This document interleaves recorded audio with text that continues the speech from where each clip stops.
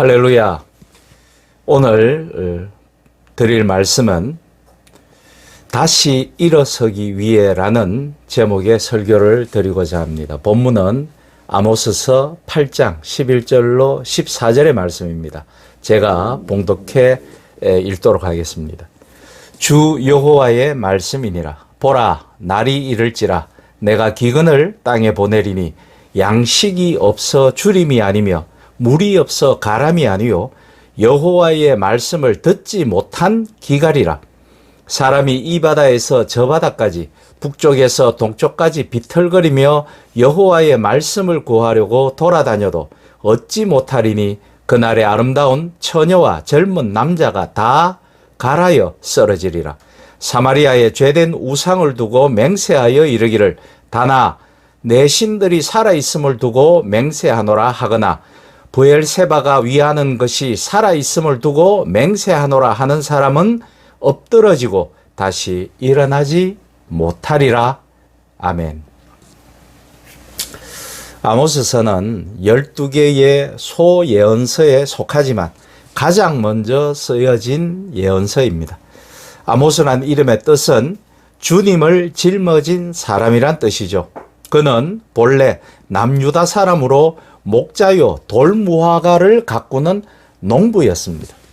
특히 아모스는 하나님의 현존과 정의를 크게 강조하였기에 정의의 예언자란 별명을 얻기도 했습니다. 오늘 아모스서를 읽은 이유는 이번 주일이 종교개혁이 일어난 지 505주년을 맞이하는 주일이기 때문입니다. 그러나 저는 오늘을 종교개혁을 기념만 할 것이 아니라 종교개혁의 정신과 그 기치로 한국교회를 비추어 보고 개혁의 길로 나아가자고 권면하고 싶었기 때문입니다.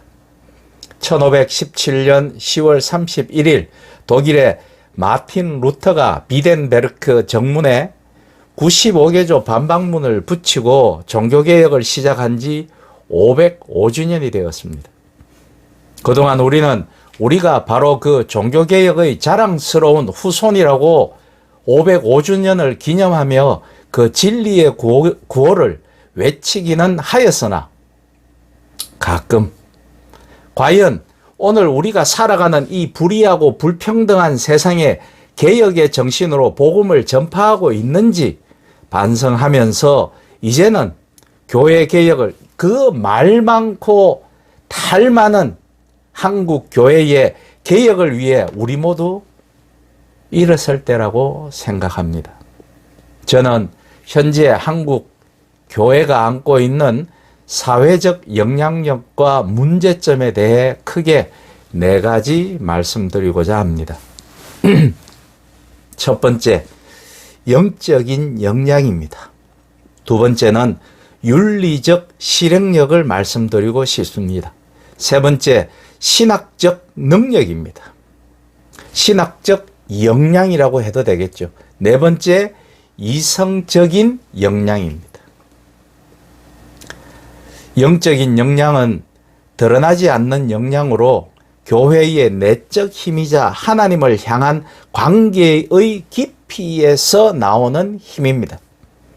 영적 역량은 밖으로 당장 드러나기보다는 위기나 비상 시기에 그 영향력이 드러나기 마련이죠.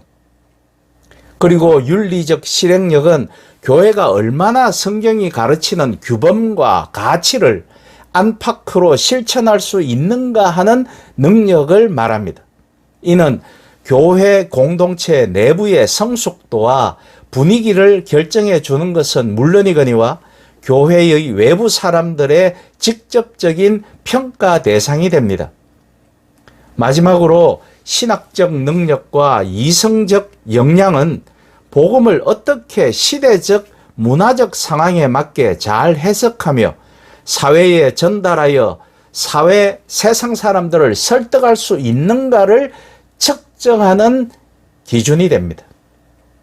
신학적 역량은 현재 교회가 자신들의 사역이 일어나고 있는 그 현장을 이해하는 사회 문화에 대한 분석과 더불어 복음에 대한 깊고 넓은 이해를 통해 발전합니다.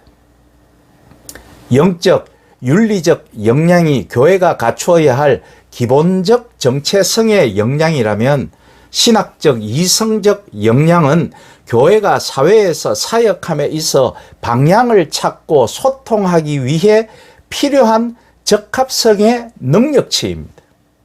이 네 가지 역량은 서로 유기적으로 연결되어 있습니다. 신실하면서도 역동적이며 효과적으로 교회의 사역이 이루어지는데 꼭 필요한 요소들입니다. 그렇다면 교회가 이루어내어야 할 사회적인 영향력이란 무엇입니까? 사회적 영향력은 이 네 가지 역량들과 모두 관련되어 있지만 그 가운데에서도 직접적으로 윤리적 역량과 이성적 역량과 직접 연관이 있죠. 사회적 영향력은 윤리적 역량과 이성적 역량의 합산으로 복음을 통해 깨달은 진리를 사회의 상황에 맞게 세상 사람들과 소통할 수 있고 그들을 위로할 수 있고 때에 따라서는 치유할 수 있는 교회의 힘의 크기라고 정의할 수 있겠습니다. 다른 사회, 여타, 정치, 경제, 사회, 문화 그런 기관과 달리 어느 종교 기관이 갖는 대사회적 영향력은 세상으로부터 가지는 사회적 자산으로 작용하는데 이는 사회가 보여주는 교회에 대한 신뢰도를 나타내기도 하죠. 즉 사회적인 영향력이 쌓여져 교회의 자산이 된다는 것입니다. 한국 개신교 선교 초기 19세기 말 20세기 초에 교회의 모습을 보면 정치적 경제적 자산은 전무했다 하더라도 한국의 교회는 새로운 윤리적 규범은 물론 병원과 학교를 교회보다 먼저 설립하여 그들의 병과 그들의 복원 그리고 그들의 교육에 신경을 쓰면서 그들에게 올바른 가치관과 그리고 독립과 개화를 갈망하는 우리 민족에게 비전과 방향을 제시함으로 엄청난 사회적 신뢰와 명예를 얻었습니다. 이것이 한국 교회의 부흥의 기초가 되었죠. 하지만 오늘날 한국 교회는 그 반대로 나아가거나 지적받는 것 같습니다. 세상 사람들로부터 말씀이죠. 아니, 내부에서의 계속된 지적과 반성에도 이미 귀를 닫고 있죠. 경제적으로는 웅장한 건물과 넘치는 재정을 소유하였고 정치적으로는 2명의 장로 대통령을 탄생시켰습니다. 캐톨릭까지 우리 기독교로 다 포함시키니까 사실은 역대 3명의 대통령을 한국 교회는 배출하였던 것이죠. 기독교는 고학력자들이 많고 정치, 경제적 상위 계층에 상대적으로 많은 인구 비율을 차지하고 있기도 합니다. 하지만 한국 개신교는 이중적 가치관과 비윤리적이라며 지탄 대상이 된 것은 물론 한국 사회를 위한 어떠한 비전이나 판단, 행동력을 보여주지 못했습니다. 사실상 리더십을 보여주지 못한 것이죠. 오히려 지나친 강제적인 전도 행위와 이중적인 비윤리적 모습들로 그러니까 교회에 가면 홀리하고 교회 밖을 나서면 세상 사람들과 똑같은 가치관으로 살아간다는 거죠. 그러한 모습들로 인해서 이 사회의 평안을 해치는 자들이라는 비난을 세상 사람들은 서스럼없이 기독교인들을 향해서 개독이라고 목사들을 향해서 먹사들이라고 비난하고 있는 실정입니다. 더 나아가 개교의 생존과 교회 간 경쟁에서 우위를 점하기 위해 교회의 모든 에너지를 선교와 구제에 쏟지 아니하고 교회의 성장을 위해 쏟아붓고 있습니다. 내부를 들여다보면 교권과 경제적 이권 중심으로 생겨난 교회 정치의 여러 계파 갈등과 뒷거래가 교회를 어지럽히고 있습니다. 이 같은 한국 교회 내부 모습은 영적, 윤리적, 신학적, 이성적 역량을 잃어버리고 정치적, 경제적 역량 배양에 혈안이 된 종교개혁 당시 유럽의 로만 캐톨릭 교회와 별다르지 않는 모습입니다. 그러니까 505년 전의 모습과 같다라는 거죠. 중세의 모습을 그대로 드러내고 있다라는 거죠. 505년 전 종교개혁이 일어난 이유는 로만 카톨릭의 정치적, 경제적 역량이 부족해서가 아닙니다. 교회가 사회적 영향력, 즉 복음의 능력을 상실해버렸기 때문입니다. 기독교 본연의 본질, 사명에 대한 의무와 임무를 등한시하고 제왕과 군주들과 정치 권력을 놓고 다투고 경제적 이익 획득과 사회적 지위 유지를 위해 혈안이 된 결과 일반 시민과 지식인들로부터 가톨릭 교회는 서서히 배척받기 시작한 것이죠. 사회적 영향력을 잃어버린 종교는 사회적 변화의 주체가 되기 어렵습니다. 종교인들은 복음을 막론하고 신뢰를 얻어야 생존할 수 있는 부류들입니다. 아무리 설교가 훌륭해도 인격과 신뢰와 삶에서 결정적인 문제가 있다면 그들은 배척받을 수밖에 없습니다.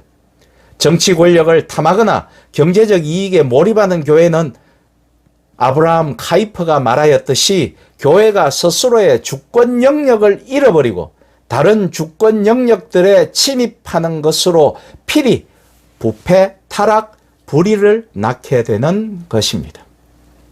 현재 한국 개신교회들은 너무도 잘 지어진 예배당, 화려한 인테리어, 고급 미디어 시스템, 비싼 부동산을 소유하고 있을지는 몰라도 위에서 말한 4가지 역량이 모두 저하된 상황입니다. 한국 개신교의 사회적 영향력 저하는 윤리적, 이성적 역량만이 아닌 영적, 신학적 역량 저하에서 비롯된 것입니다. 한국 교회는 권력과 돈을 우상 숭배합니다. 누구는 아니라고 말할지 몰라도 사회인들이, 제3자들이 그렇게 이미 판단하고 있습니다. 그리고 내부에서 그것을 깨달은 사람들은 떠나가죠. 모두 가나안 성도가 됩니다. 집에 앉아서 예배를 하는 것이 피안의 가나안 땅인지도 모를 일입니다. 분명 말씀드릴 수 있는 것은 많은 신학적 역량이 부족한 목회자들로 인해 하나님의 바른 말씀이 성도들에게 전해지고 훈련되어지는 것이 아니라 복과 성공만을, 권력만을 가치로 삼는 천민자본주의의 화려한 망토를 입은 맘모니즘이 교회에서 예배되어지고 있음을 우리는 고통스러워해야 합니다. 교회개혁이라는 제도적 대안을 세우기 위해서는 순수성과 경건성 위에 신학적 역량이 동시에 필요합니다.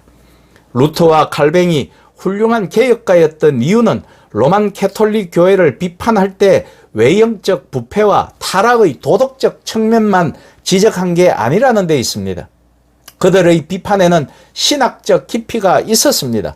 루터의 이신칭의와 칼뱅의 성화론, 그것이 바로 대표적인 것이죠. 종교개혁 505주년의 과제는 정치 경제적 역량에 눈이 멀어 사회적 영향력을 잃어버린 한국 교회를 변화시키는 일입니다. 주일학교 학생들의 감소, 성도들의 노령화, 청년 지식인의 조용한 탈출 등 한국 교회의 위기는 이미 심화되고 있습니다. 체질을 바꾸는 개혁 없이 살아남기 힘들 지경입니다.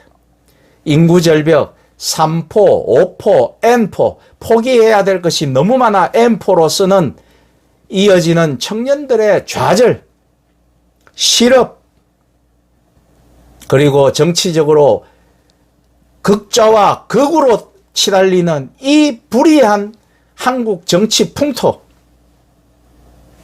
그리고 북핵의 위기 등 한국 사회는 신뢰할 궁극적 대상과 희망의 이유를 찾고자 애를 쓰고 있습니다. 현실과 종교를 믿지 않거나 부정하고자 하는 사람들은 모두 드라마라는 우상을 섬기는 것이, 게임이라는 피난처를 찾는 것이 이 세상과 이 나라의 현실이며, 그렇기에 복음이 그 어느 때보다 필요합니다.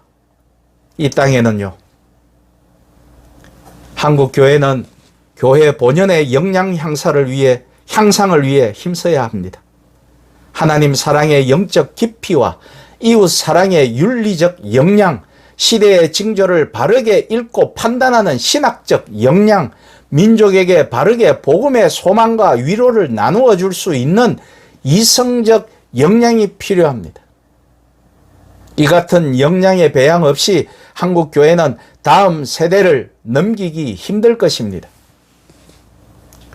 종교개혁 505주년을 맞아 이제부터는 세계와 시대의 도전과 기회를, 그리고 실패의 원인을 정확히 분석하고 성경과 전통에 대한 깊은 연구를 통해 한국 교회가 개혁되어 영적, 윤리적, 신학적, 이성적 역량이 회복되어지기를 주님의 이름으로 간절히 기원합니다. 아멘.